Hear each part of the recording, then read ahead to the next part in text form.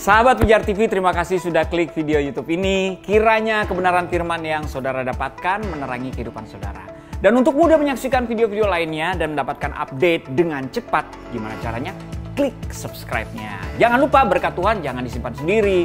Klik tombol share di bawah dan dibagikan video ini ke banyak orang sebanyak-banyaknya yang saudara kenal. Salam terang bagi Indonesia.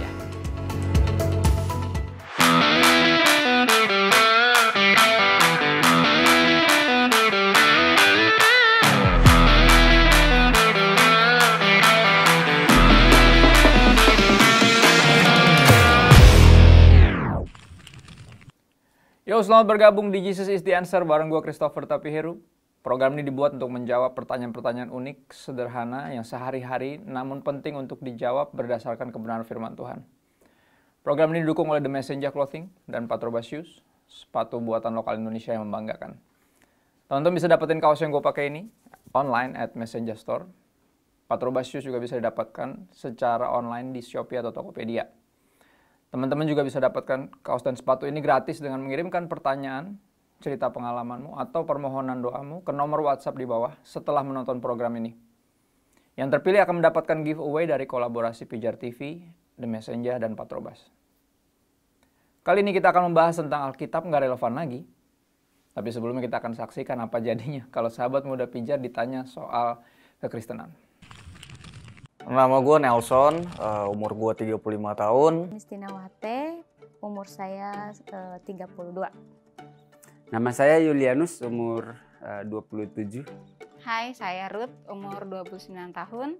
Nama saya Berta, usia saya 37.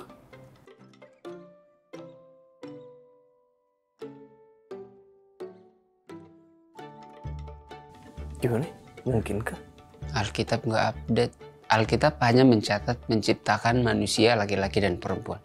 Kalau ada gender lain, misalnya transgender, berarti manusianya yang bermasalah, bukan Alkitabnya.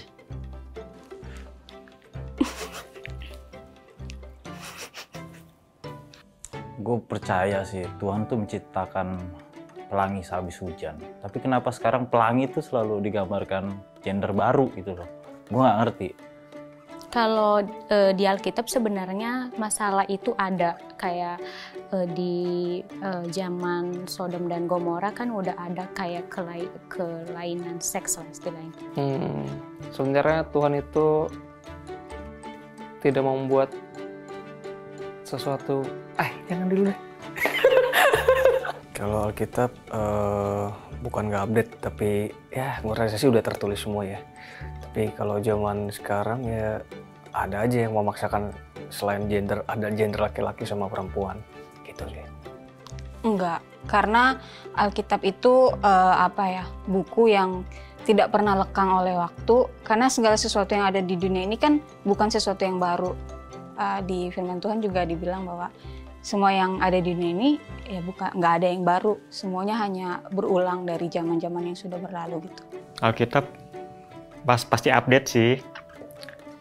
Kalau gender ya cuman itu aja, laki dan perempuan.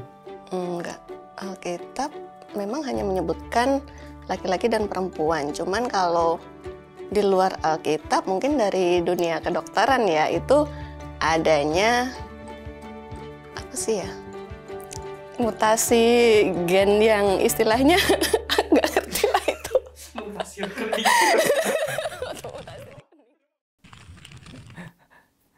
Jawabannya rata-rata bagus banget.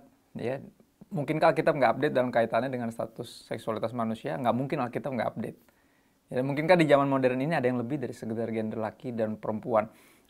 Di Matius 19 ayat 4, ketika ditanyakan tentang soal pernikahan gitu ya, Tuhan Yesus langsung menjawabnya mundur banget ke penciptaan. Matius 19 ayat 4, jawab Yesus, "Tidakkah kamu baca bahwa Ia yang menciptakan manusia sejak semula menjadikan mereka laki-laki dan perempuan?" Jadi apalagi setelah era zaman lebih dahulunya lagi tentang Sodom Gomora gitu ya, tentang penyimpangan seksual, dan itu berarti di era Yesus ini bukan sesuatu yang baru, dan Yesus bawa kembali ke penciptaan. Jadi dari awal menurut firman Tuhan dan menurut firman yang menjadi manusia yaitu Yesus sendiri, ya Tuhan menciptakan laki-laki dan perempuan. Di antara itu perkembangannya itu adalah kreativitas manusia sendiri, yang adalah bukan kreativitas, kita keluar dari tatanan yang Tuhan buat. Ya, kita keluar dari desainnya Tuhan dan selalu akan bermasalah. Alkitab nggak mungkin nggak update, nggak mungkin ketinggalan zaman karena ini firman Tuhan. Karena Tuhan adalah Tuhan segala zaman.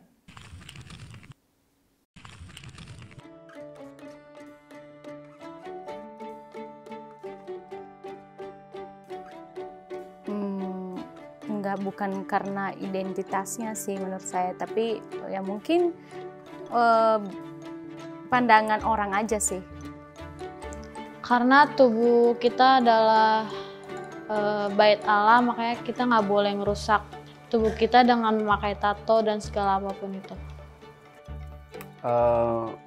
Mungkin karena ada di Alkitab itu tentang apa itu mencoreng-coreng diri, itu kan mungkin bagian dari tato. Tapi sebenarnya ya kita nggak bisa melihat itu juga dari fisik. Jangan sampai justru orang tatoan lebih takut Tuhan daripada orang yang tidak tatoan. Karena apa ya? Nggak tahu. Mungkin karena stigma yang beredar di masyarakat bahwa orang-orang yang bertato itu dianggap ya orang-orang yang orang-orang yang nggak taat sama firman Tuhan gitu. Ya karena kalau misalkan tahu anak Tuhan nggak akan merusak tubuh dia sendiri gitu. Kayak gitu-gitu aja tahu jawabannya. Pakai tato nggak sesuai identitas anak Tuhan. Apa kabar, Pak?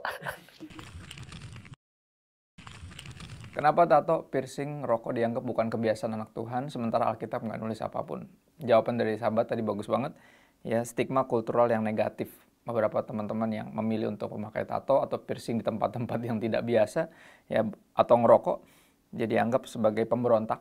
Itu kayak luapan dari jiwa yang memberontak, atau bahkan dianggap sebagai preman, lebih jauh lagi. Padahal kita nggak boleh judge book by its cover. Ada beberapa orang yang emang artsy, sangat-sangat nyeni banget sampai demikian gitu. Dan menurut stigma negatif kekristenan, jadi kekristenan pun juga punya stigma negatifnya sendiri. Ya, ketiganya ya dianggap mencemari bahkan merusak bait Allah. Tadi jawaban salah satu sahabat bagus. Ya, dibilang mencemari bait Allah. Tapi gini, walaupun nggak ada ayat Alkitab yang spesifik melarang ketiga hal ini. Ya, tapi aku mau coba kasih kita baca Alkitab 1 Korintus 6 ayat 12. Aku pakai terjemahan sederhana Indonesia. Nah, ini ayat yang bagus. Ini berlaku buat semuanya. Pertanyaan boleh gini nggak, boleh gitu nggak, boleh tato nggak, boleh piercing nggak, boleh ngerokok nggak, boleh apapun itu pertanyaannya. Jawabannya bagus. Rasul Paulus berkata demikian. Apabila ada yang berkata, kita pengikut Kristus diperbolehkan berbuat apa saja, saya akan menjawab, ada benarnya. Ya, artinya ada kemerdekaan sebagai orang Kristen. Sebagai pengikut Kristus ada kemerdekaan Kristen kita sebutnya.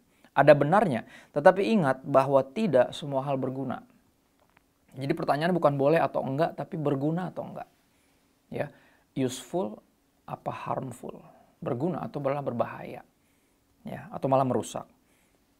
Dan ini Rasul Paulus bilang lagi, jangan biarkan apapun menjadi alat iblis untuk menguasai diri kita. Ya, kalau terjemahan yang biasa kita baca disebut, aku tidak membiarkan diriku diperhamba atau diperbudak oleh apapun.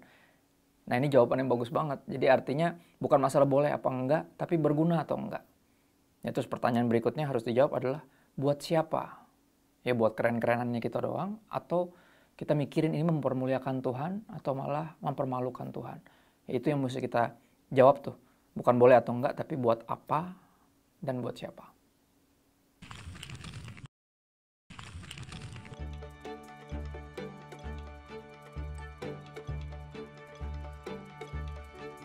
Iya, karena banyak orang juga yang main gadget jadi lupa sama Tuhan. Bisa jadi kalau udah kecanduan. Iya. Tergantung. Enggak juga. Bisa jadi. Tergantung penggunaannya ya. Kalau gadget, menurut saya gadget untungnya banyak di era digital, membuat kita lebih banyak waktu, lebih banyak pengetahuan. Tapi kalau kita salah gunakan ya tentu itu membuat kita jauh dari Tuhan. Nggak tahu. Saya nggak tahu kayak gitu kok tentang Tuhan gitu Kak. Bisa sih. Soalnya kalau kita terlalu sering main game, kita bisa lupa berdoa. Jawabannya bagus-bagus ya. Memang kalau main gadget atau main game bisa buat kita jauh dari Tuhan. Kok Alkitab nggak bilang apa-apa? Ya, bisa menjauhkan kita dari Tuhan jika sudah menjadi kecanduan. Atau bahasa Alkitabnya udah jadi berhala. Berhala tuh jadi sesuatu sembahan. Ya, berapa kita nggak punya hobi tapi punya berhala. Dan itu makanya yang buat kita ketika berhala kita diambil, kita ngamuk. Ya, kalau cuma hobi kan harusnya di stop atau diingetin untuk makan atau untuk melakukan hal yang lain. Harusnya nggak sengamuk itu. Tapi orang masing-masing kita pernah jadi penyembah berhala, dan kalau berhalanya disenggol, pasti orangnya juga tersinggung, orangnya juga ngamuk. Ya, itu justru tandanya dia udah jadi berhala, udah jadi kecanduan. Ya, jika sudah jadi kecanduan atau apalagi udah jadi berhala, bisa banget menjauhkan seorang dari Tuhan. Ya, kenapa? Karena Tuhan Yesus bilang sendiri di Matius 6 ayat 24. Tak seorang pun dapat mengabdi kepada dua tuan. Karena jika demikian ia akan membenci yang seorang dan mengasihi yang lain, atau ia akan setia kepada yang seorang dan tidak mengindahkan yang lain. Jadi akan sangat pedulin yang satu dan nggak pedulin yang lainnya. Ya, kamu tidak dapat mengabdi kepada Allah dan kepada Mamon. Kata Mamon di sini bisa diganti sama apapun. Ya, yang kita anggap sebagai kesukaan kita. Kalau itu udah jadi kecanduan dan jadi berhala, sangat mungkin menjauhkan kita dari Tuhan. Ya, dari ketiga pertanyaan tadi yang udah kita jawab, intinya adalah tentang Alkitab nih masih relevan apa enggak sih sebenarnya. Ya. Alkitab memang kumpulan buku tua, kita sebutnya seperti kayak library. Ya, kumpulan buku tua, makanya isinya kan ada 66 kitab. Tapi gini, bukan kumpulan buku kuno, karena tua nggak melulu artinya harus kuno. Ada orang tua yang masih keren, gitu misalnya, masih update, masih ngikutin zaman. Ya, Alkitab memang kumpulan buku tua, tapi bukan kumpulan buku kuno yang ketinggalan zaman. Kenapa? Karena the Bible is a timely book. Ya, buku atau kumpulan buku yang selalu tepat waktu, timely. Seperti Tuhan adalah Tuhan segala zaman, pun dengan kebenarannya. Firman juga sama. Ya, akan selalu menjadi jawaban dari segala zaman. Dan seperti kaos yang gue pakai, tulisannya Sola Scriptura. Ya, Sola Scriptura, atau disebut juga Prima Scriptura, artinya apapun harus sesuai dengan kebenaran firman Tuhan. Kebenaran firman Tuhan adalah kebenaran tertinggi, yang terutama. Jadi semua nilai-nilai yang baru yang lainnya harus disesuaikan sama firman. Kalau nggak nyambung, ya kita akan anggap itu sebagai sebuah yang salah, dan kita pegang kebenaran firman Tuhan sebagai prima atau sola scriptura, bukan solo scriptura. Kalau solo artinya cuma firman Tuhan doang. Jadi kalau nggak dicatat atau nggak tertulis secara harfiah atau hurufiah di Alkitab, kita anggap itu nggak apa-apa atau malah nggak boleh. Bukan. Ya, jadi sebutan bukan solo scriptura, tapi sola scriptura atau prima scriptura. Kebenaran firman Tuhan adalah kebenaran tertinggi. Sahabat Pijar TV, senang banget di waktu yang singkat ini kita bisa menjawab pertanyaan-pertanyaan tentang Alkitab nggak relevan lagi. Program ini bisa diproduksi karena dukungan sahabat sekalian terhadap pelayanan Pijar TV. Dukungan doa, ide, bahkan dana sahabat sekalian akan terus memampukan kami memproduksi dan menyiarkan program ini. Bagi sahabat yang tergerak berpartisipasi mendukung pelayanan kami dalam dana, silakan berkontribusi ke nomor rekening yang tertera. Berapapun donasi sahabat sangat memberkati pelayanan media ini. Kami akan kembali lagi di Jesus is the Answer minggu depan di hari dan jam yang sama untuk membahas pertanyaan-pertanyaan menarik lainnya. So don't miss it. Salam terang bagi Indonesia.